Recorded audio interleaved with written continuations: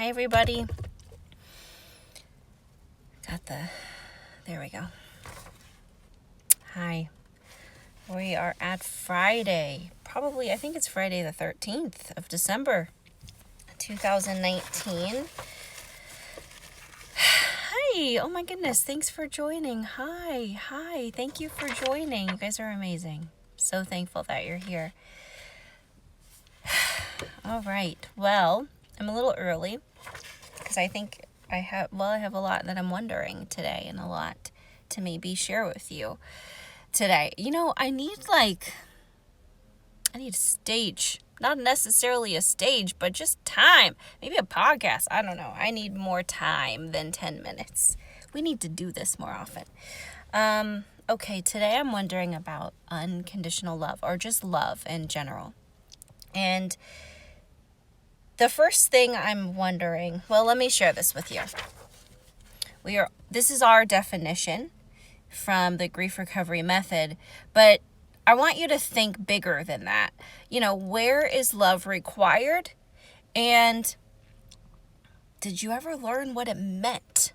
Did anybody ever teach you what it is specifically and what to do, how to do it? What does love look like? Okay. So just keep in mind as we're going that we're all individual and unique. All of us, every single one of us is completely individual and unique, as are the whispers to your soul, the whispers inside of you and your intuition and your gut and your spirit and your soul and your aura. They're all individual whispers that only speak to you a certain way. And to hear that, to give yourself permission to hear it and to heed it, requires an unconditional love. It requires an unconditional love for yourself.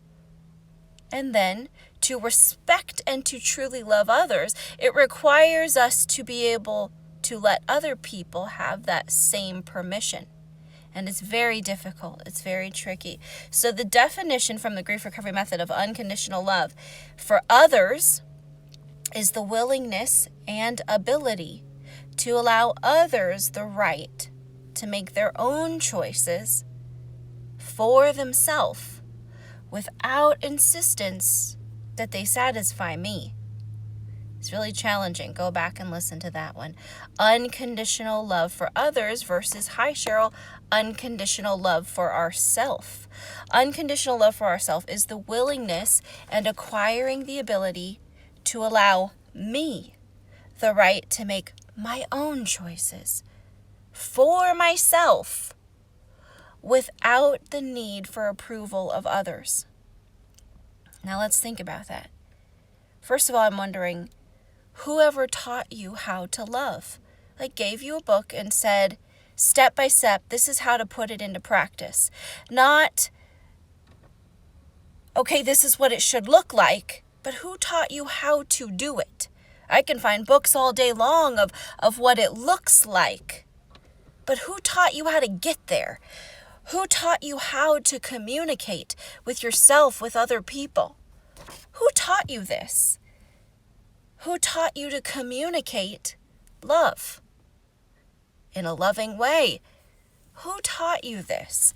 There are books all over, but step by step, who taught you how to get out of your own way to make it happen?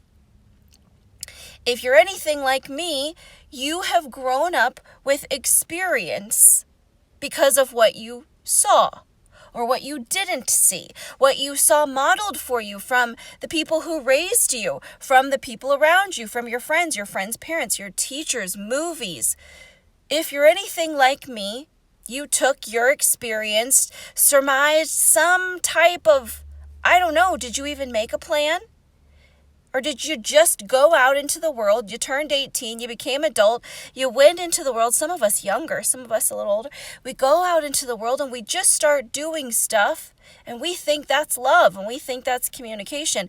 But who actually taught you how? Most of us didn't learn that. I don't care what book you read, you'll find what it should look like. But I'm going to teach you how That's what we learn in a grief recovery method class. How to love ourselves, how to love others, how to communicate that love. Is that not valuable? I think it is. What we're usually taught, almost always, is to seek approval. And then if we are approved of, we think that is love. If we are approved by the people who raise us, if we're approved of by our teachers and our babysitters, if we're approved of by our siblings and our friends and our coaches and our teammates and our bosses and our clergy, our employees, our coworkers, if we feel approved of, they like my performance, then we have equated that to mean love. But is that true love? Because what happens as you're growing up, if you don't perform a certain degree, you get in trouble. You get, I don't know, maybe you get spankings, maybe you get yelled at, maybe somebody stops talking to you, maybe they withdraw love, maybe they just disappear, maybe they just kind of give you the cold shoulder, maybe you get timeouts, you're put in your room. How scary is that as a kid that we were put somewhere alone? We have learned to substitute being approved of for love. And so as we grow, this approval, this need for approval suffocates us and suffocates our ability to actually love ourselves and other people. We become really imbalanced. And so because we're always looking for this approval, we're taking our energy, our needs, the voice within us, and always putting it over into someone else's lap, into someone else's hands. We want them to handle it, because if they handle it and throw it back at us in a way that, was approval, they must love us. We must be loved. We must be lovable. But is that actually true? What if I told you that love does not actually come from outside? It doesn't come from putting our energy, our heart, our soul into someone else's hands, but it comes from within inside of us. Well, then what the heck? How do I do that? That's what I have to teach you. And it's a step-by-step method. In the course of 8 weeks, I'm going to teach you, and we're going to do it. But do you think that love for real in action is this quick thing that you're going to pick up in an 8-week class and then be a pro? Oh, heck no. It's going to require daily time and attention and focus. And if you aren't doing that, don't shortchange yourself and think you've arrived, because you haven't. Okay? We are always looking outside of us for love. And it's not healthy. It truly damages us, and we can't love in the correct way. You are correct. So, what we have done, our feelings are little flicks in our heart. They're little, bells that go off that felt loving or that didn't. And if it doesn't feel like love, basically doesn't feel good, we silence that. And we become these consumers constantly. What can I bring in? What can I bring in? What joy? What satisfaction? What external? Well, I'll flip through. I'll find a movie. I'll go for a run. I'll go for a walk. I'll go, exercise. I will go visit with my friends. I will go. I will just work harder. I will do with this with my kids. Go. And that's what I'm seeing, especially after the shooting, is that the professionals are just telling us we need to go. Get your kids back into routine. Go. Do you think that is love, to silence the voice inside of us that says, I'm tired. I don't feel good. I mean, if I'm physically wounded, I have a wound, the world is going to give me time off work. The world is going to say, it's okay, Rachelle, go to the hospital, get treatment, and you get well. But if our heart or our emotions are wounded, we are taught to ignore that. Go back to work, get busy, get in your routine, and then you'll forget. Let's be honest, our soul doesn't really forget that there's pain inside of there. But we have so become this consumer of love, and love's not a consumer quality. It comes from within. So we've got to learn how to find it, hear it, free it, see it.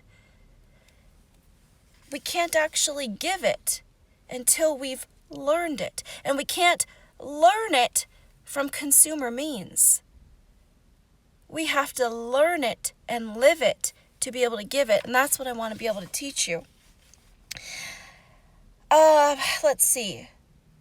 We have to be able to find ourselves, connect with ourselves, listen to ourselves, hear ourselves, whatever you want to call it, your energy, your chi, your whatever. Who taught you how to do that? I'm telling you, it doesn't come from the outside.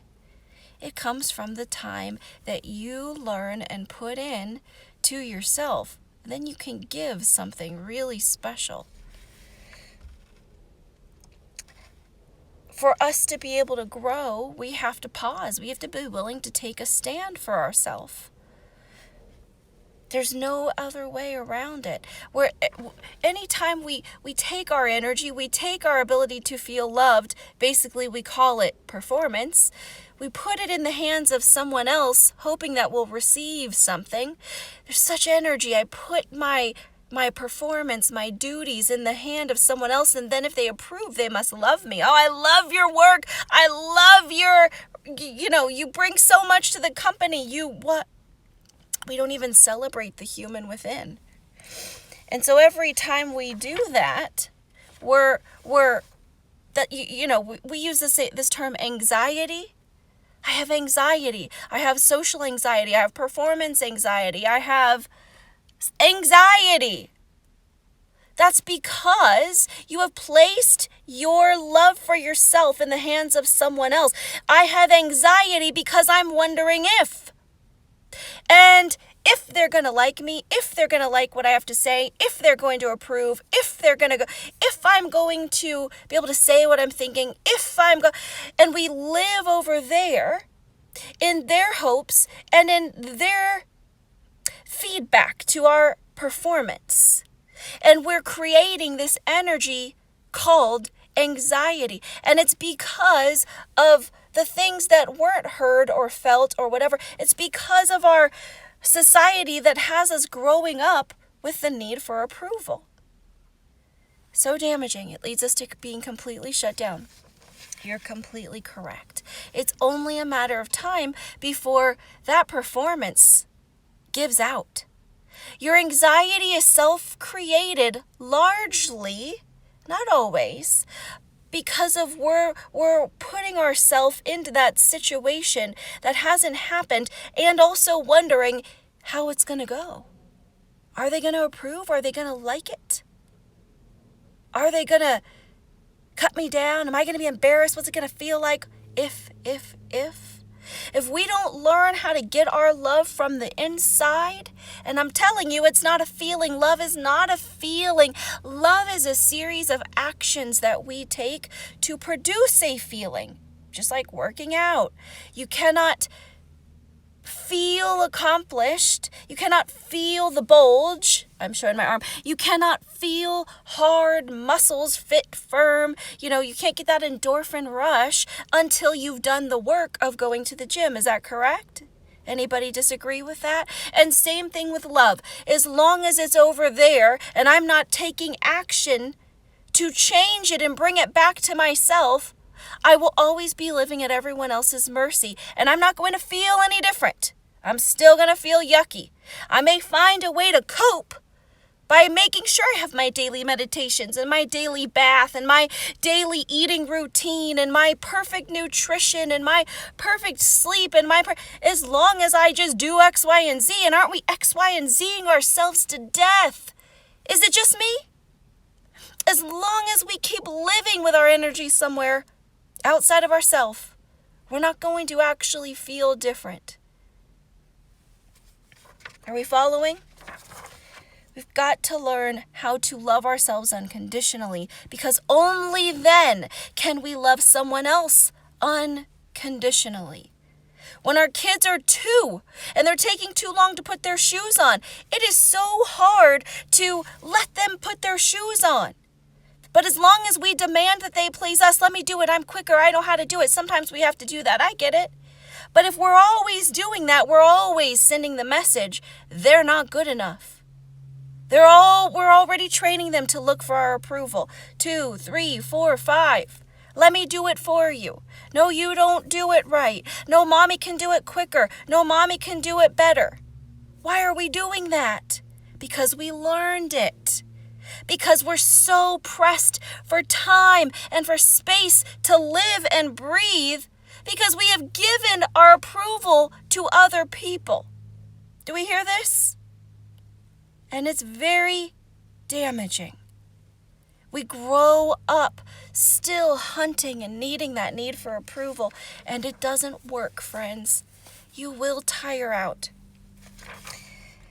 We want to be able to celebrate the unique pieces that make me, me. I want you right there, to celebrate the unique pieces that make up you. There is not anything wrong with you, but there is something that feels wrong as long as society tells you you're not measuring up the way I think you should. And it's painful. It's a very fear-based, right? I won't be liked. They won't talk to me. I'm going to lose friends. I want to tell you right now, when you decide to unconditionally love yourself, you are right. It is so scary. It is so scary to wonder, are they going to like me? But they might not like me. But what if I have to tell the truth? But what if I have to tell them that they're kind of mean? But what if I have to tell them I actually want something a little different? But what if I have to be different than all of them and their expectations? It's painful, friends. You're right. You're so right. And I can't undo that for you. But what I can tell you is the freedom that comes from living fully within and connected to yourself will outweigh that. And you will slowly start to filter through the people, new and old, who love you for the unique you that you are. You'll find the people who know how to unconditionally love you because you've taught them by loving for yourself. There's no two ways around this. It's painful. Trust me. Remember, this is not a I think that. I think. If you want to get started today, you've got to go from the I think that. What'd you do today? Well, I think. Well, I did. This factual, noisy, step-by-step, intellectual nonsense. If you want intellectual stuff, you want to live in your head, I think that, and X, Y, and Z, not going to work. The way you're going to get started today is to connect with your truth. What do I hear? Today I had to speak my truth. Honestly, I had to speak my truth, and I have some people I've been planning to spend time with for a month, and I'm going to tell you right now, I love these people so much, but do you know what? I'm worn. I'm tired right now. I've got too much emotional stuff going on, and so I had to say no. I need to go to the hospital today. I just want to sit and be still with myself, with my kids somewhere nearby. I want to, I don't know, make pizza, make cookies. I want to be here. I don't want to be there. Do you know how hard that is to do? And they'll either love you or not. Fortunately, these people still love me. But not everyone will, I have to be honest. And it's scary and it's sad. You have to decide, do you want to live for those people? Do you want your energy constantly outside of you, your approval, your love, always over there and someone? Do you want your love to be unconditional? Just kidding. As long as it's in someone else's hands, it's always conditional, friends. Always. The only way you will find unconditional love is to start taking the action with and for yourself, and I will teach you online, in a 2-day class, or in person, online and in person, usually 8 weeks, one-on-one. We're going to get started. I'll teach you step by step, but it's up to you to practice. I can't teach you how to run laps and then you never run laps again and think you're going to be fit or healthy or help your heart. It's the same with your emotional wellness. If you don't want to put this stuff into practice, don't waste my time. If you do, I'm ready for you. Okay? We could talk about it until we're blue in the face, but that doesn't change us. We've got to do it. And I'm there for you when you're ready. Like I said, online or in person, those are 8-week one-on-one courses. 2 days, those are in-person courses, okay? There's just no other way. If you want to really feel love in your life, you're not going to get it from another human. You can get another relationship, another spouse, another something or other, but until you figure out how to do it for yourself, friends, I have to let you know, you will never be as hurt as you will be if you keep putting your love in someone else's hands. You've got to figure out how to do it for yourself. I will teach you. I love you. I want you to share this video with everyone you know, because what I see is a world that's living in the approval center of everyone else. They have no idea how to connect to themselves. It's hard, but it's worth it. There's no other human you can actually be than the one you are. Let's figure out how to really release that person so they can be who they were created and designed to be in this world. I love you. Send me your thoughts, your questions. Thank you for joining me today. Thank you for your feedback. People I know, I see, anxiety, so damaging. It leads us to completely being shut down. A lifetime of rearranging your thinking and actions. You're right, it is. We spent a lifetime getting to here. It's going to take a lifetime to get out, but I'm promising you that it's worth it. I'm promising you that it's often scary. And I'm also promising you that as long as I get to be alive and able-brained, I'll be here with you when you want me. But you have to commit. I can't do it for you. I love you all. This is Friday Luncheon Live with Rachelle Jones, Grief Recovery. We will be back, I think, next Friday. Holidays are coming up. Could be a lot of energy there for you, for me, and everyone else. I'll be doing a lot of grief work. I love you all. I'll talk with you next time. Bye, everybody.